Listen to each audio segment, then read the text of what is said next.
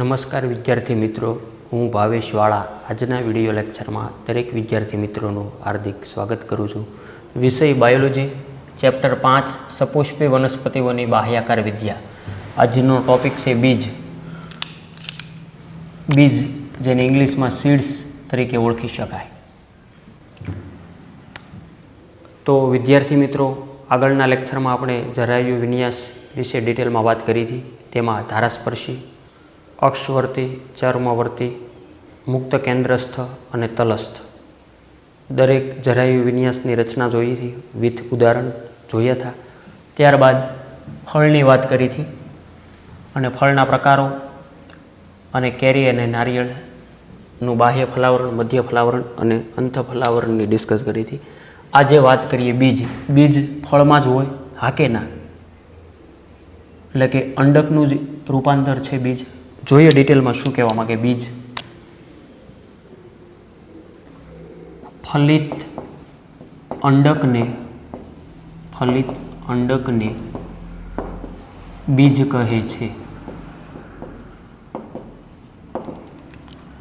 બીજની વ્યાખ્યા. ફલિત અંડક આપણે આગળ જોઈ ગયા કે આ સ્ત્રીકેસર છે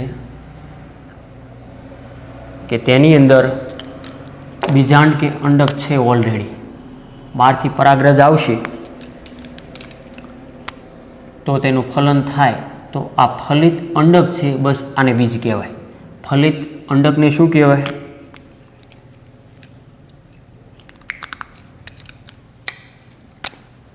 બસ તો આ ફલિત અંડકને શું કહેવાય? બીજ કહેવાય. તો આ બીજની વ્યાખ્યા થઈ. બીજ બીજાવરણ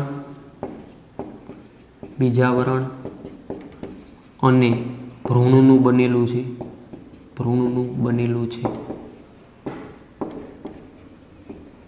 આગળ આપણે યાદ રાખ્યું હતું ફળમાં કે ફળની ફરતે આવેલું આવરણ જેને શું કહેવાય? ફલાવરણ. તો બીજની ફરતે આવેલા આવરણને શું કહેવાય? બીજાવરણ. અને ભ્રૂણ, દાખલા તરીકે આગળના લેક્ચરમાં તમને યાદ હશે કે આપણે વાલનું બીજ જોયું હતું કે તેમાં ભ્રૂણાગ્ર, ભ્રૂણમૂળ હતા. હમણાં આપણે નેક્સ્ટ આકૃતિ દોરશું ત્યારે વધારે ક્લિયર થશે. એટલે કે બીજમાં બીજાવરણ અને ભ્રૂણ હોય એટલે કે આનું બનેલું છે. ભ્રૂણની વાત કરીએ તો કે ભ્રૂણ એ ભ્રૂણમૂળ, ભ્રૂણધરી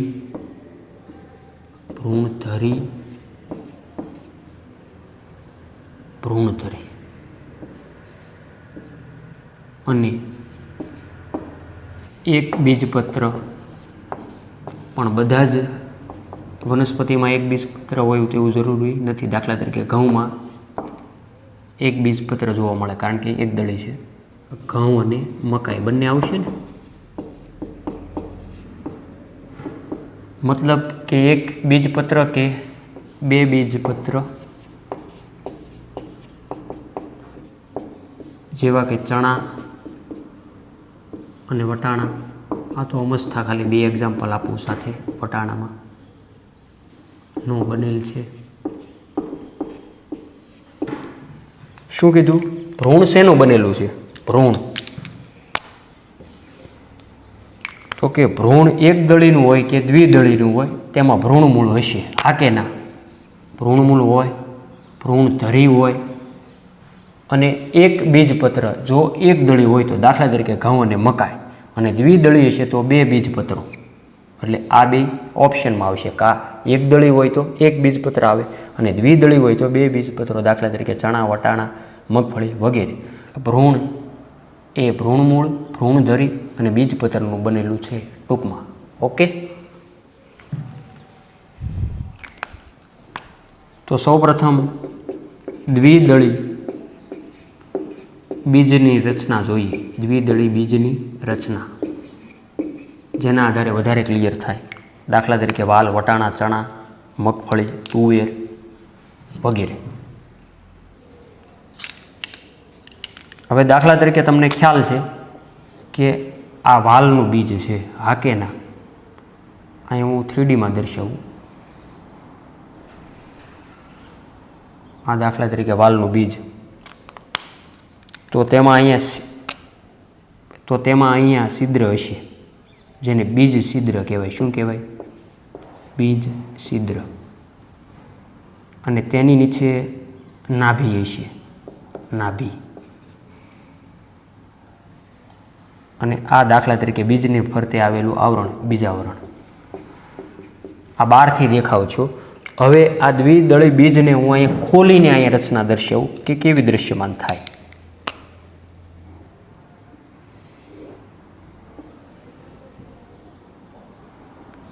તો અહીંયા તમે આકૃતિમાં જોઈ શકો કે આ દાખલા તરીકે 2 બીજપત્રોમાં ડિવાઈડ છું.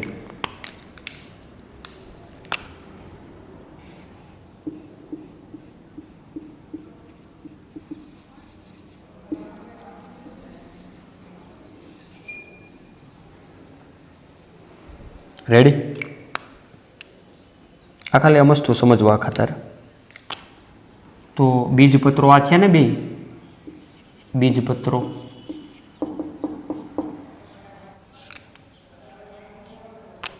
હા, હવે તમને ખ્યાલ છે કે ભ્રૂણનો આગળનો ભાગ એટલે ભ્રૂણાગ્ર, ભ્રૂણાગ્ર, ભ્રૂણાગ્ર, અને આ છે ભ્રૂણમૂળ, ભ્રૂણમૂળ. ક્લિયર? આ બીજપત્રો માંસલ જાડા હોય એ પણ તમને ખ્યાલ છે. દાખલા તરીકે વાલનું બીજ. બીજ જ્યારે અંકુરિત થાય ત્યારે શરૂઆતમાં આમાંથી પોષણ મેળવે, બીજપત્રોમાંથી, જે તમને ખ્યાલ હોવો જોઈએ. હવે આ દ્વિદળી બીજની રચના જોઈ. હવે તેના આધારે તેનું વર્ણન અહીંયા લખીએ. બીજનું સૌથી બહારનું બીજને ઢાંકતું આવરણ એ બીજાવરણ છે. ત્યારબાદ બીજાવરણ 2 સ્તરો ધરાવે છે.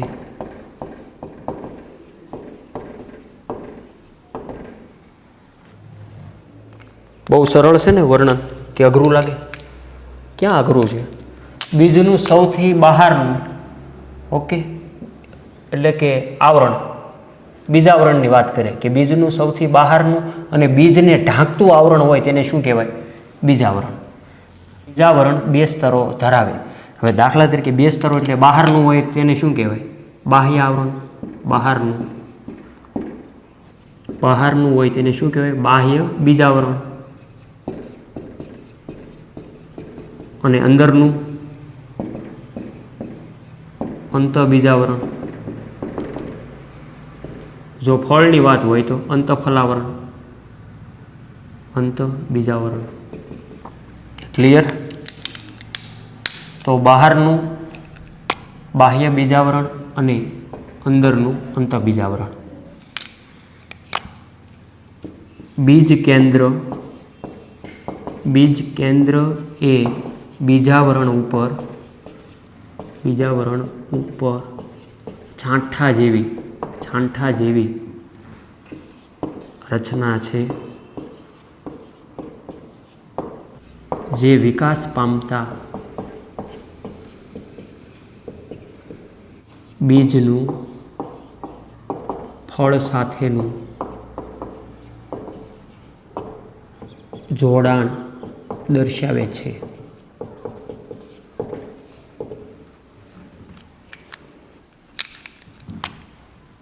બીજ કેન્દ્ર ઉપર નાના છિદ્ર જેવી રચનાને બીજ છિદ્ર કહે છે.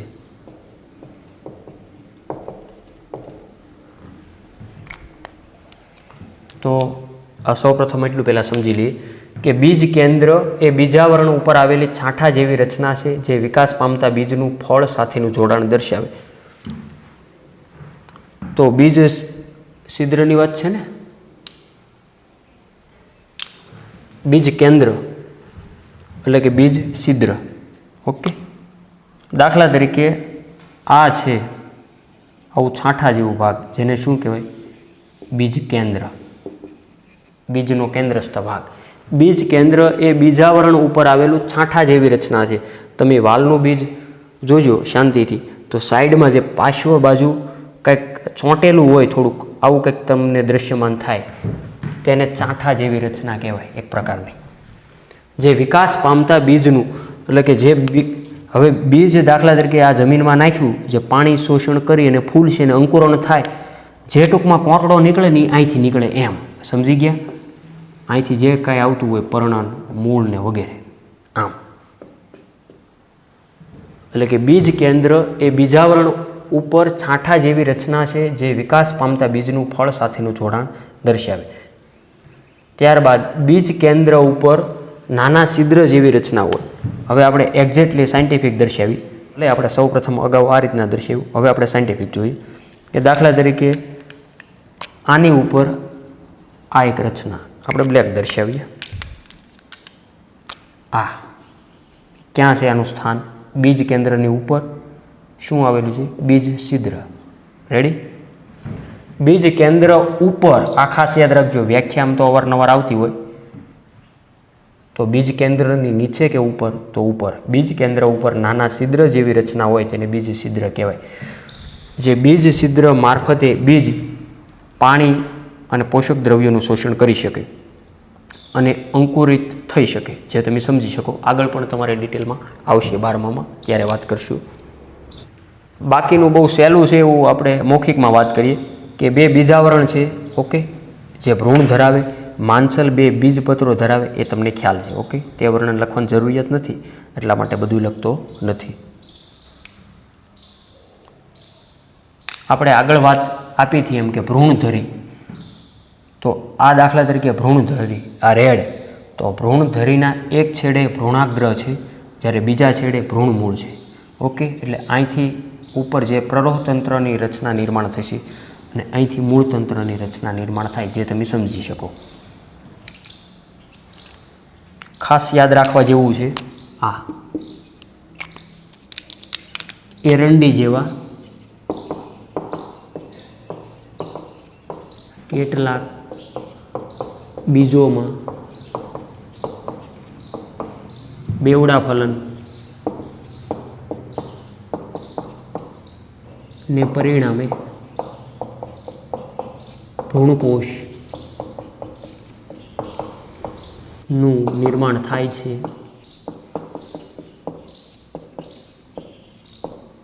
જે ખોરાક સંગ્રાહક પેશી છે. આ થોડુંક યાદ રાખવા જેવું છે, એટલા માટે લખ્યું. એરંડી, દિવેલા વનસ્પતિ, દાખલા તરીકે એરડિયું તેમાંથી મેળવવામાં આવે, એરડિયું તેમાંથી મેળવવામાં આવે તે વનસ્પતિ એરંડી. જોઈ જશે આપણે આગળના વિડીયોમાં, પર્ણમાં મેં તમને એરંડીનું પર્ણ દેખાડેલું, જે તમને ખ્યાલ હશે. એરંડી છે, એટલે કે એરંડી જેવા કેટલાક બીજોમાં બેવડા ફલનને પરિણામે ભ્રૂણપોષ, આ ખાસ યાદ રાખજો એમસીક્યુ માટે, ભ્રૂણપોષનું નિર્માણ થાય, જે ખોરાક સંગ્રાહક પેશી તરીકેનું કાર્ય કરે. ખોરાક સંગ્રહ કરશે ભ્રૂણપોષ, ઓકે, ભ્રૂણને પોષણ આપે તેવો ભાગ. અને બીજું આનાથી ઉલટું, વાલ, વટાણા અને ચણા જેવી વનસ્પતિઓમાં પરિપક્વ બીજોમાં ભ્રૂણપોષ ગેરહાજર હોય. આવા બીજને અભ્રૂણપોષી બીજ કહે છે.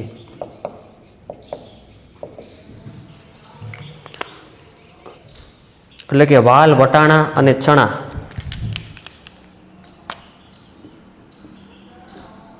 જેવી વનસ્પતિઓમાં પરિપક્વ બીજોમાં ભ્રૂણપોષ ગેરહાજર હોય, તેમાં ભ્રૂણપોષ એટલે કે આવા બીજપત્રો માંસલ દળદાર નથી એમ ટૂંકમાં.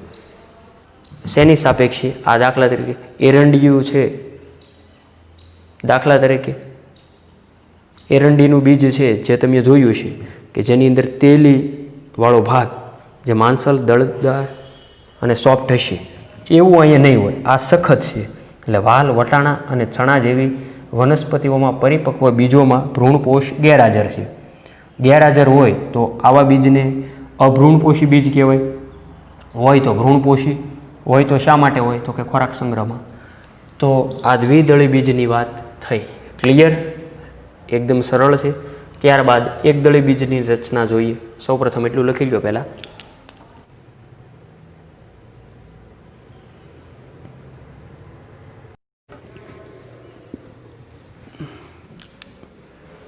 તો વિદ્યાર્થી મિત્રો વાત કરીએ એકદળી બીજની રચના. દાખલા તરીકે મકાઈ. તો અહીંયા મકાઈનું બીજ આપેલું છે. હવે મકાઈનું બીજ તો દરેકે જોયું જ હશે. સામાન્ય રીતે આછા પીળા રંગનું હોય. હા કે ના? મકાઈનું બીજ તેનો ઊભો છેદ આપેલો છે અને જે નામકરણ છે એ તમે જોઈ શકો કે બીજાવરણ અને ફળ દિવાલ, જેને તુષ તરીકે ઓળખવામાં આવે. આ છે એ ભ્રૂણપોષ, વરુથિકા, ભ્રૂણાગ્ર છોલ, ભ્રૂણાગ્ર, ભ્રૂણમૂળ છોલ અને સમિતાયા સ્તર. એ બધું એ ડાયરેક્ટ જોશો તો બહુ આઈડિયા નહીં લાગે, પણ સાથે વર્ણન જોઈએ ત્યારબાદ 1 by 1 જોઈશું. સામાન્ય રીતે એકદળીના બીજ ભ્રૂણપોષી છે. એટલે કે ભ્રૂણને પોષણ આપી શકે બીજમાંથી. સામાન્ય રીતે એકદળીના બીજ કેવા છે? ભ્રૂણપોષી. પરંતુ આ યાદ રાખજો, અપવાદ છે. ઓર્કિડ જેવા અભ્રૂણપોષી છે. તો પ્રથમ મુદ્દામાં શું યાદ રાખ્યું કે સામાન્ય રીતે એકદળીના બીજ કેવા હોઈ શકે? ભ્રૂણપોષી, ભ્રૂણને પોષણ આપે. અપવાદ હોય તેવું ઓર્કિડ અભ્રૂણપોષી છે. હવે તમને ખ્યાલ છે કે મકાઈ છે એ ધાન્ય વનસ્પતિ છે. તો મકાઈ જેવી ધાન્ય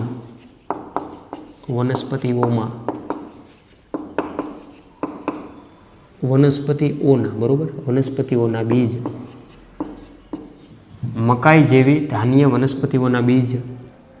મકાઈ જેવી ધાન્ય વનસ્પતિઓના બીજમાં બીજાવરણ એ પાતળા, બોલે તો ત્વચીય છે અને સામાન્યત ફળની દિવાલ સાથે જોડાયેલા છે. ભ્રૂણપોષ જથ્થામાં છે અને ખોરાક સંગ્રહ કરે છે. આપણે થોડુંક લખી નાખીએ પછી એક સાથે જોઈ લઈએ. ત્યારબાદ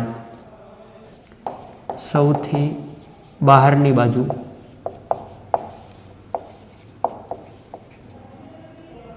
તે સંયુક્ત કવચ કે તુષ આવેલું છે.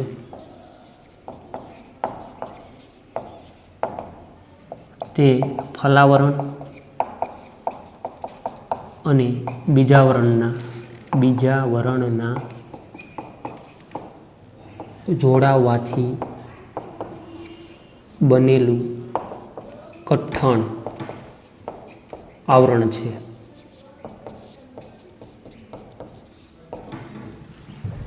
તો સૌપ્રથમ એટલું વર્ણન જોઈ લઈએ.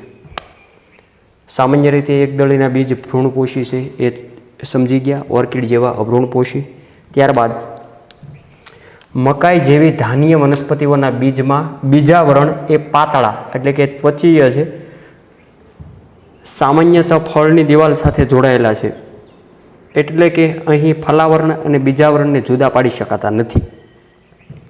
ભ્રૂણપોષ જથ્થામાં છે અને ખોરાકનો સંગ્રહ કરે છે, કારણ કે ભ્રૂણપોષી છે એટલે ભ્રૂણપોષનો સંગ્રહ તો કરેલો જ હોય. સૌથી બહારની બાજુ આકૃતિમાં તમે જોઈ શકો બીજાવરણ અને ફળની દિવાલ. આ બીજાવરણ અને ફળની દિવાલ. સૌથી બહારની બાજુ સંયુક્ત કવચ એટલે કે જોડાયેલું છે. સંયુક્ત કવચ શા માટે લખ્યું? કારણ કે બીજાવરણ અને ફલાવરણ સંયુક્ત રીતે જોડાઈ ગયેલા છે, હાવ પ્રેસથી, એને જુદા પાડી શકાય એમ નથી. એટલે સૌથી બહારની બાજુ સંયુક્ત કવચ કે તુષ, આવું જે કડક આવરણ બનેલું છે. ઓકે, તમે આ બીજ જોયા છે, દાખલા તરીકે ઘઉંના બીજ છે અથવા મકાઈનું બીજ છે, એ બહારથી કવચ છે, એક પ્રકારનું લેયર છે એવું, જે તમને પ્લાસ્ટિકનું લેમિનેશન હોય એવું માલુમ પડે. હકીકતમાં પ્લાસ્ટિક નથી, પણ આ તો ખાલી આપણી ભાષામાં કે આવું કંઈક તમને શાઇનિંગવાળું દેખાય છે. એ બીજું કાંઈ નથી પણ સંયુક્ત કવચ કે તુષ છે. ક્લિયર? તે ફલાવરણ અને બીજાવરણના જોડાવાથી બનેલું કઠણ આવરણ છે બહારનું, એમ કહેવા માગે. એટલી વસ્તુ આરામથી સમજી શકાય. ત્યારબાદ આકૃતિ ઉપરથી જ વર્ણન બાકી છે થોડુંક, એ જોઈએ.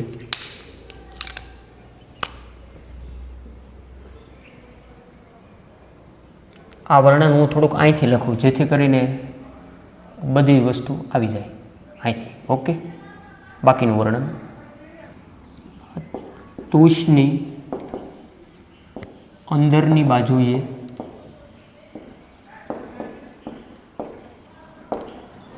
સમિતાયા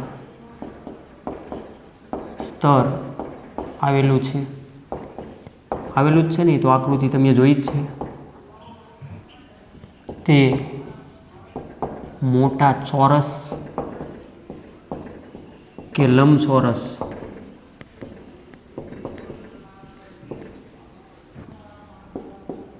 કોષોનું બનેલું છે.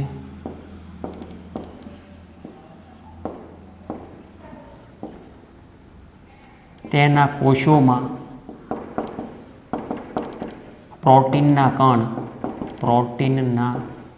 કણ ખોરાક સંગ્રહ સ્વરૂપે આવેલા છે.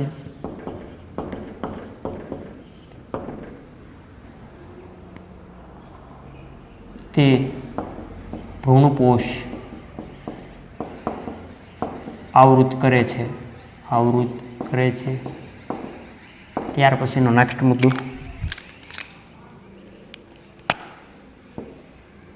ભ્રૂણ નાનો અને ભ્રૂણપોષના એક છેડા પર સ્થિત હોય છે. તે એક ઢાલ આકારનું બીજપત્ર ધરાવે છે.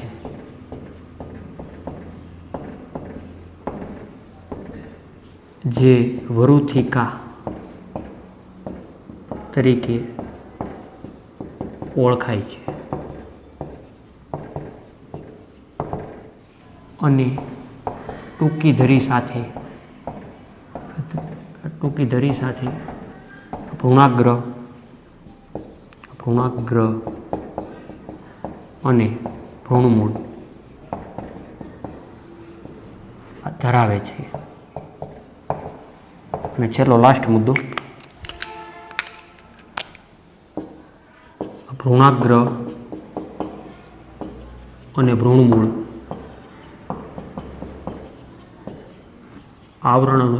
આવરણોથી ઢંકાયેલ છે, જેમને અનુક્રમે ભ્રૂણાગ્ર ચોલ અને ભ્રૂણાગ્ર ભ્રૂણાગ્ર મૂળ કહે છે.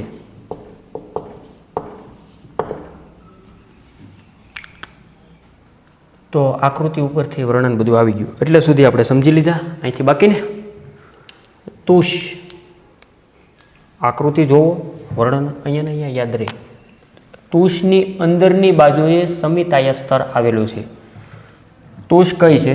આ બારનું, આ કેના, આ બ્લુ અને બ્લેક આવરણ. ઓકે, સંયુક્ત એટલે કે તુષ, જે અહીંયા આપણે જોઈ ગયા સંયુક્ત કવચ કે તુષ, તેની અંદર સમિતાયા સ્તર આવેલું છે. આ ગ્રીન એ તમે જુઓ ને શાંતિથી, તો તે તમને ચોરસ કે લંબચોરસ ખાનાઓ હોય તેવું કંઈક દૃશ્યમાન થાય. હા કે ના? એટલે કે તે મોટા ચોરસ કે લંબચોરસ કોષોનું બનેલું છે.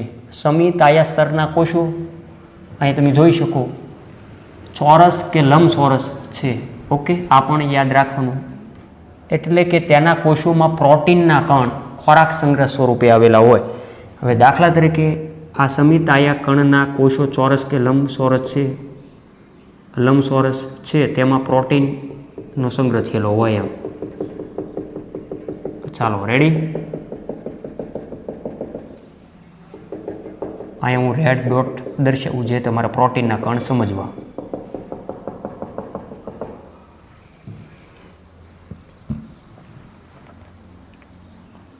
એટલે કે ત્યાંના કોષોમાં પ્રોટીનના કણ ખોરાક સંગ્રહ સ્વરૂપે આવેલા છે. તેને ભ્રૂણપોષ આવૃત કરે છે. ભ્રૂણપોષ આ છે ને, ભ્રૂણપોષને આવરી કોણે લીધો? આયે એટલે કે આ તુષની નીચે એટલે કે સમિતાયા સ્તરે આવરી લીધેલો છે. આ ભાગ આખો માંસલ છે, અહીંયા બ્લુ રંગના ડોટ્સ દર્શાવ્યા. તેણે આ આખું ગ્રીન બોર્ડર છે, આખી ચોરસ કે લંબચોરસ સમિતાયા સ્તરના કોષો તેને આવરી લીધો એટલે કે આવૃત છે. ક્લિયર? તે ભ્રૂણપોષ આવૃત કરે છે. હવે ભ્રૂણની વાત કરીએ. ભ્રૂણ કયો છે? આ આખો ભ્રૂણ છે, રેડ દર્શાવ્યો હોય. ભ્રૂણ નાનો અને ભ્રૂણપોષના એક છેડા.